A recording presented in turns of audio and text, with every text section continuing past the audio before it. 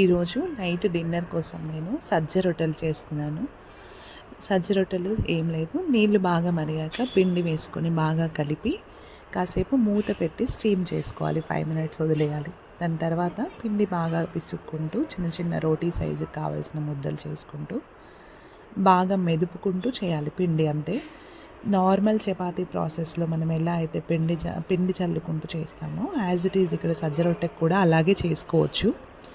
అయితే జొన్న రొట్టె ఇలా చేయడం కష్టమవుతుంది. చేయితో చేసే వాళ్ళకి అది కొంచెం ఈజీ అనిపిస్తుంది, కానీ సజ్జ రొట్టె నార్మల్ చపాతీ చేయొచ్చున ఎవరైనా సరే చేసుకోవచ్చు. పిండి బాగా మనకి జొన్న పిండి గోధుమ పిండి ఎలా సాగుతుందో అలాగే వస్తుంది. ఇక్కడ నేను పిండి ఎక్కువ చుట్టూ పడుతుంది అంతే, అదొకటే కొంచెం క్లీనింగ్కి ప్రాబ్లం కష్టంగా అనిపిస్తుంది. కానీ మనం హెల్దీ ఫుడ్ని మనం ఇంట్లోనే చేసుకోవడానికి సజ్జ రొట్టెలు ఈజీ అవుతాయి. జొన్న రొట్టెలు చేయరాని వాళ్ళు ఎవరైనా మనమి సజ్జ రొట్టెలు మనకి ఈక్వల్ బెనిఫిట్స్ ఉంటాయి. జొన్నలతో ఉన్న ఈక్వల్ బెనిఫిట్స్.